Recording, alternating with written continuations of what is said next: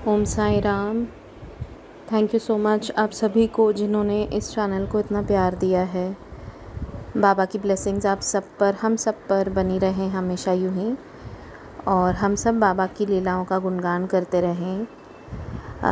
मैं आज अपना एक बहुत ही बड़ा अनुभव शेयर करने जा रही हूँ, जो काफ़ी दिनों से पेंडिंग था। पता नहीं, शायद बाबा चाहते थे कि मैं आज ये शेयर करूँ, इसीलिए पेंडिंग रहा होगा। ये एक्चुअली अगस्त एंड में, अगस्त 24 को रादर, मेरे हस्बैंड की तबीयत कुछ ठीक नहीं थी। उनको उससे 2-3 दिन पहले से थोड़ा लग रहा था जैसे गले में दर्द, बोल रहे थे और कह रहे थे कि ऐसे लग रहा है कि हल्का जैसे अंदर से बुखार हो। तो नॉर्मली जैसे आजकल कोविड का चल रहा है, तो फिर उनको लगा पता नहीं गले में दर्द हो रहा है तो शायद कहीं खांसी वगैरह ना हो जाए या कोविड का नहीं कुछ हो, भगवान ना करे। तो इसलिए वो उस हिसाब से फिर अपनी गले के लिए दवाई ले रहे थे कि गले में दर्द हो रहा है इसीलिए।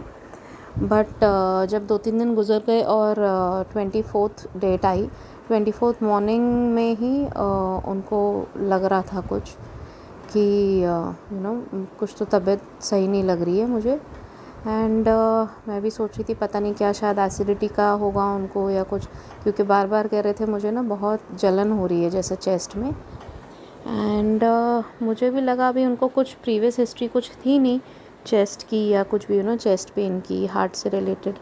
तो हम सोचे कि ऐसे ही कुछ होगा। तो फिर उन्होंने काढ़ा वगैरह पिया और जलन हो रही है करके बोल रहे थे, गला भी दुख रहा है, जलन हो रही है। तो मैंने तो खुद ही बोले कि मुझे एक काम कर, काढ़ा बना के दे, गले में भी दुख रहा है तो ठीक हो जाएगा शायद काढ़ा पी लूँगा तो मैंने बोला पहले आप नाश्ता खा लो फिर काढ़ा पी लो। बोले नहीं, मैं पहले काढ़ा पी लूँगा। तो खाली पेट काढ़ा पी लिया।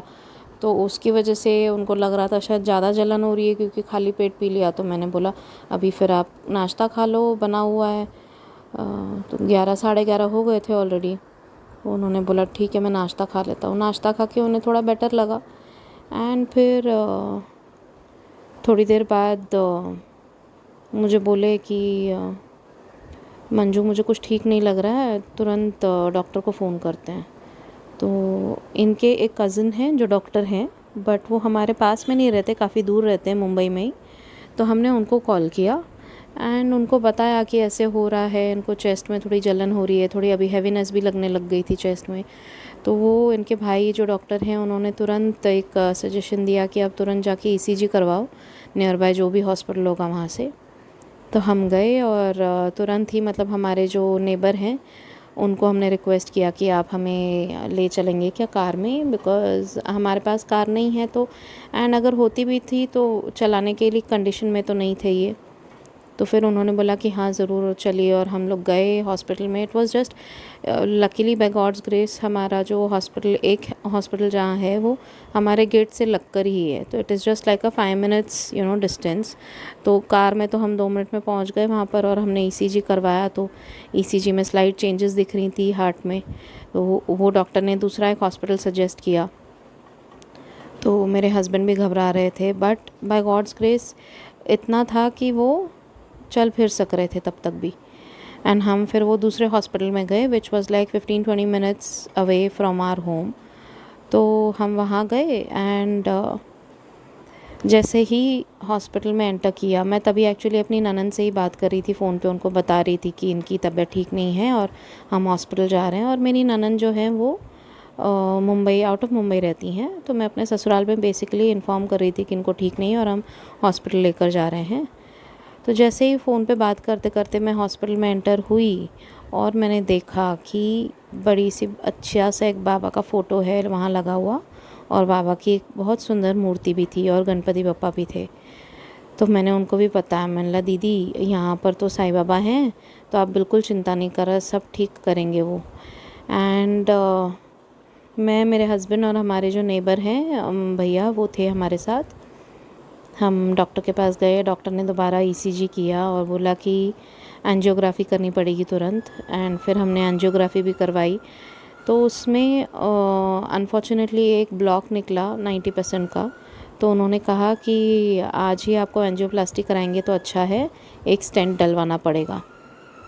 तो फिर मेरे हस्बैंड को भी टेंशन, मुझे भी। एंड तब तक मैंने अपनी सिस्टर को फ़ोन कर लिया था कि तू आ जा यहाँ पर, और मैं अकेली हूँ करके, क्योंकि मेरे मम्मी पापा थोड़ा दूर रहते हैं। मेरी सिस्टर जो नज़दीक में रहती है, मेरे घर के नज़दीक में, मैंने उसको कॉल कर दिया था, तो वो आ गई। एंड फिर हम डिसाइड करने लग गए कि क्या करना है। मेरे एक और जो जीजू हैं वो भी मेडिकल लाइन में हैं, तो हमने उनसे कॉल करके कंसल्ट किया, और इनके जो ब्रदर थे उनसे भी कंसल्ट किया, तो उन दोनों ने बोला कि हाँ करवा लो, and the hospital is also good. And मुझे तो गुड वगैरह का सवाल ही नहीं था, क्योंकि वहाँ पर खुद बाबा बैठे हुए थे, तो बाबा ने हमें अपने ही हॉस्पिटल में बुलवाया था।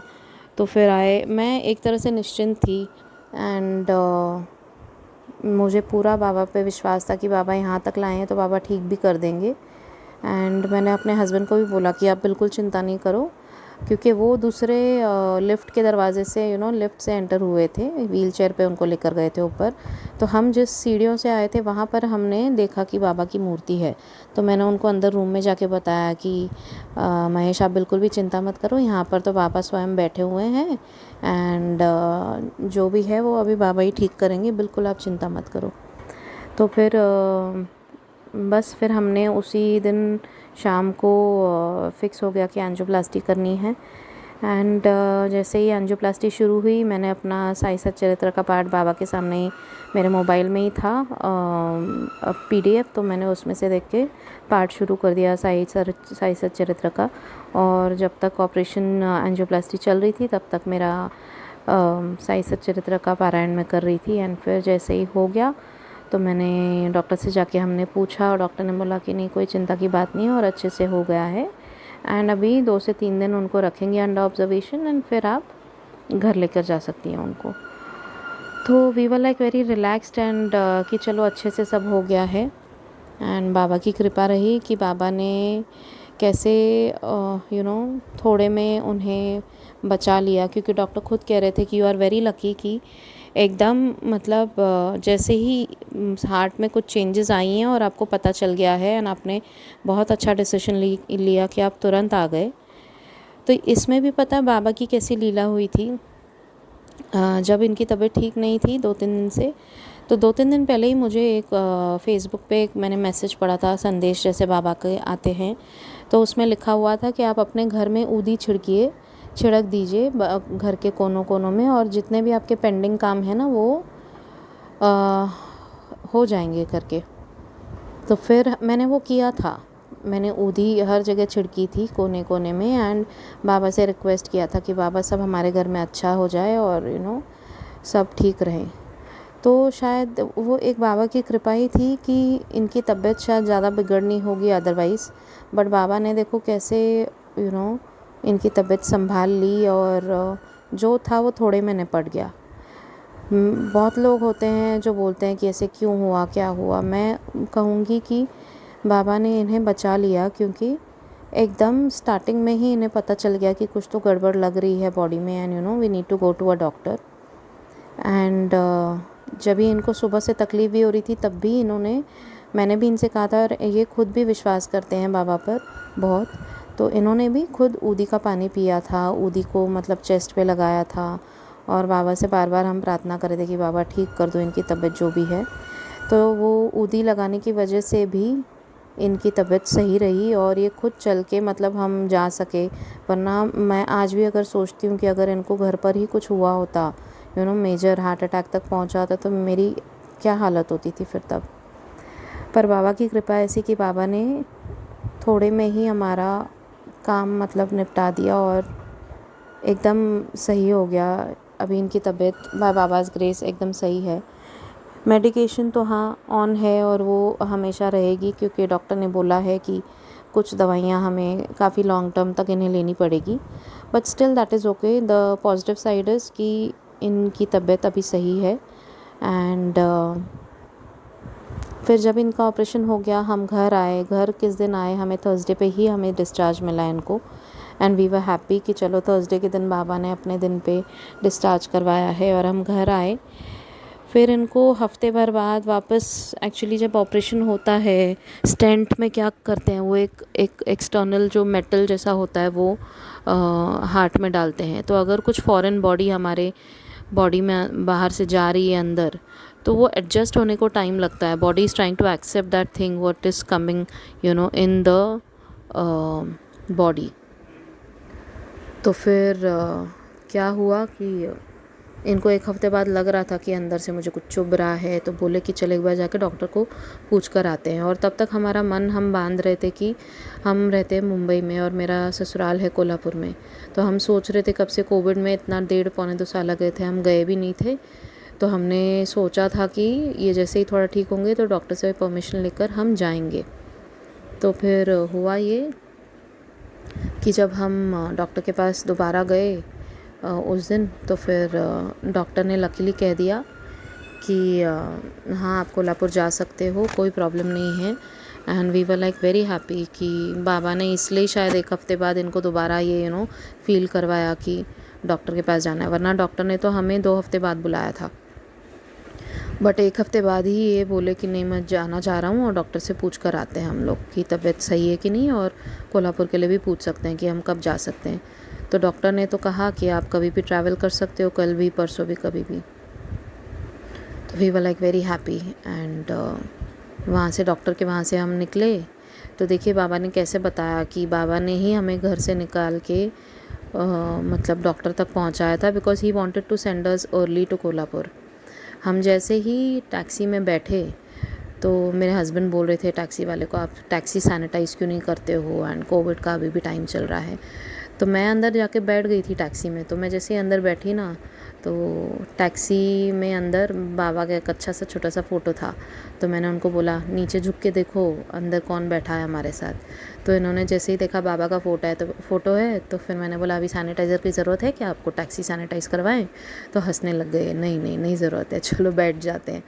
एंड फिर हम बैठ के फिर एक और लीला हुई बाबा की कि बाबा वो टैक्सी वाले को एक्चुअली जो रास्ता हमारे घर के लिए था वहाँ से नहीं लेके उसने दूसरे रास्ते से लिया. और वो जो दूसरा रास्ता था वो रास्ते में हमें बाबा के मंदिर के दर्शन हो गए बाहर से ही. तो और इन्हें वो रास्ता पता था, ये बोल रहे थे मुझे कि मंजू यहाँ पर ना एक साई टेम्पल है.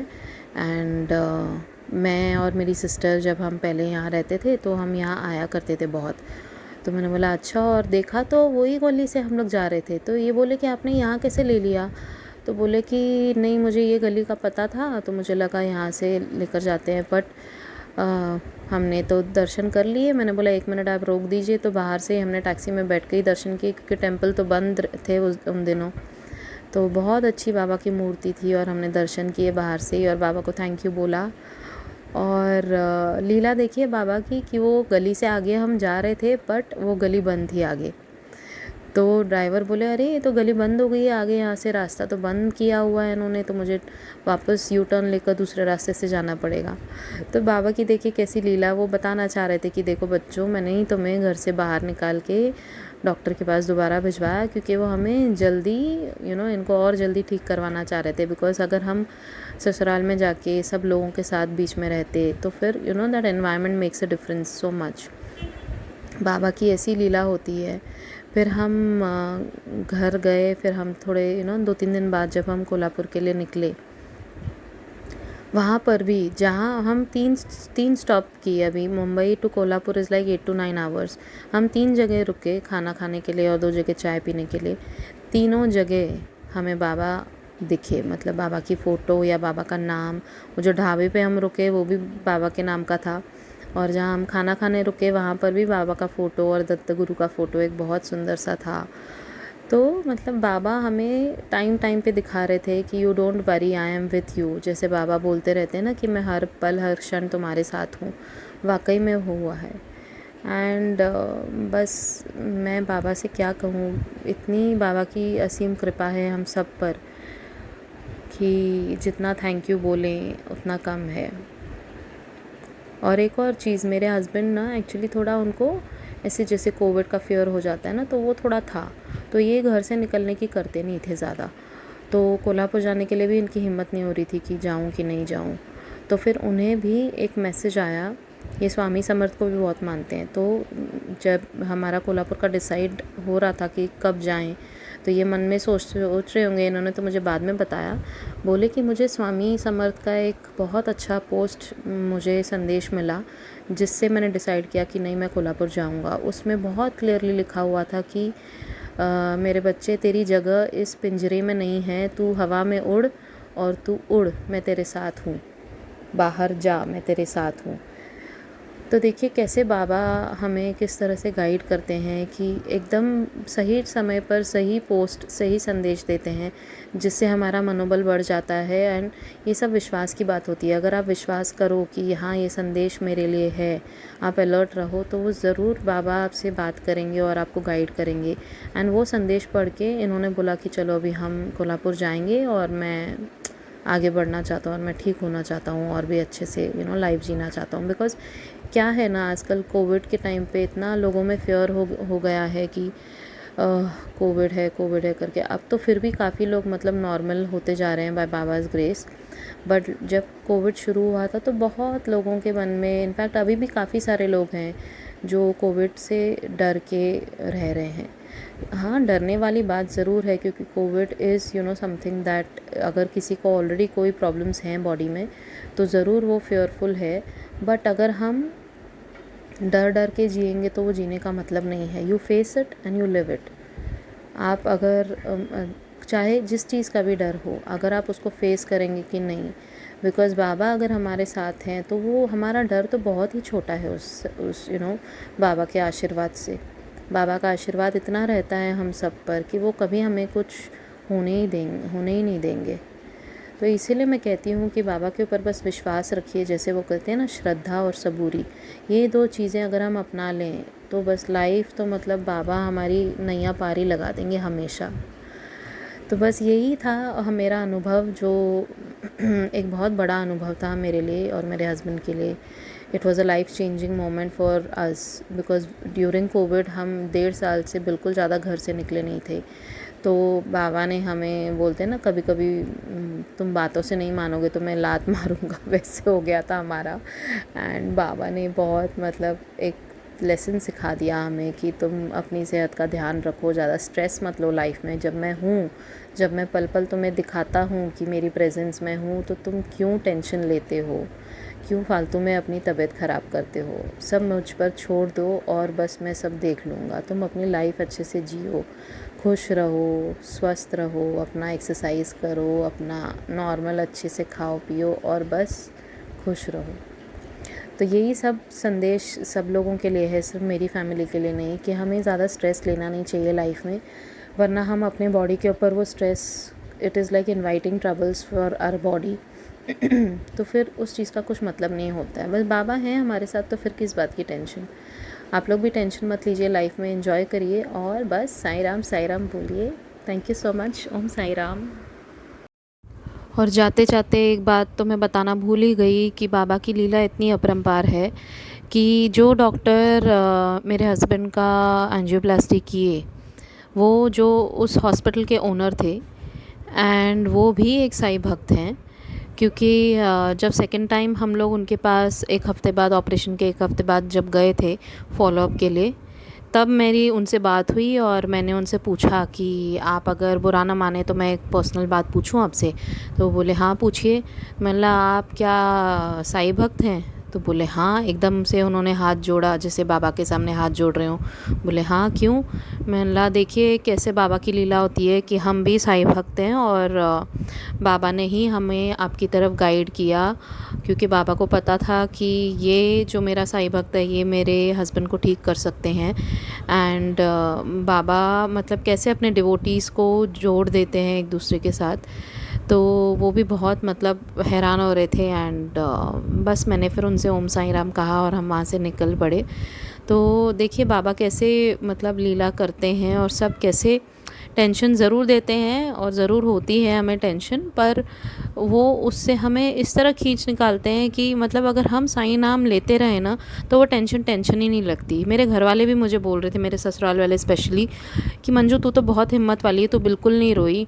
मैंने बोला देखिए बाबा जहाँ पर हैं वहाँ मुझे रोने का मतलब सवाल ही नहीं पैदा हुआ था।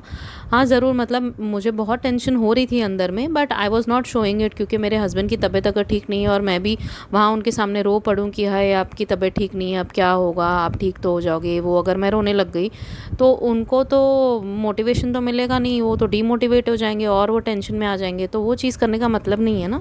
और स्पेशली व्हेन आई नो कि साईं बाबा हैं वहाँ पर, एंड ऑपरेशन थिएटर में भी जब वो गए थे अंदर एंजियोप्लास्टी करवाने, तो मेरे हस्बैंड बोले कि वहाँ इतना सुंदर मंजू, वहाँ पे पूरा श्री राम का इतना बड़ा चित्र था, वहाँ पर इतनी अच्छी फ़ोटो थी। मैंने बोला देखो आप जहाँ ऑपरेशन के लिए अंदर गए थे ना, उस दीवार में अंदर मतलब श्री राम का फ़ोटो था, और उसी ऑपरेशन थिएटर के बाहर बाबा की फ़ोटो और बाबा की मूर्ति थी। मैं आपके साथ वो फ़ोटोज़ और मूर्ति भी शेयर कर रही हूँ यहाँ पर, जो मैंने वहाँ पर उनका फ़ोटो खींचा था। तो बाबा बस यही है, दिखाते हैं कि हर जगह वो हमारे साथ होते हैं आज भी। मतलब हम कहीं भी जाएँ ना, किसी रेस्टोरेंट में भी जाते हैं अगर खाने, तो वहाँ पहले पहले एंटर होते ही मैं देखती हूँ इधर उधर तो दिख जाते हैं बाबा की, हाँ बाबा की फ़ोटो होती है, तो वो मतलब हमें अपनी तरफ ही लेते हैं कि ये मेरा होटल है तो निश्चिंत होकर बैठो, तुम्हें कुछ नहीं होगा यहाँ पर, you know it is that way. And I am sure आप लोगों के भी ऐसे एक्सपीरियंसेस होंगे, तो आप लोग भी प्लीज़ शेयर कीजिए हमारे साथ। मेरा जो फेसबुक का लिंक है वहाँ से नीचे दिया हुआ है डिस्क्रिप्शन बॉक्स में, मैसेंजर के थ्रू आप बता सकते हैं फिर मुझे, या फिर आप नॉर्मल कमेंट सेक्शन में भी कमेंट करके बता सकते हैं। तो प्लीज़ शेयर कीजिए अपने एक्सपीरियंसेस, ऐसे बहुत सारे सुंदर सुंदर बाबा के एक्सपीरियंसेस छोटे बड़े होते रहते हैं, तो छोटे से छोटा एक्सपीरियंस भी शेयर करेंगे तो पता नहीं कहाँ किसके सवालों का जवाब बन जाए और किसी को मोटिवेशन मिल जाए, यू नो लाइफ में आगे बढ़ने के लिए।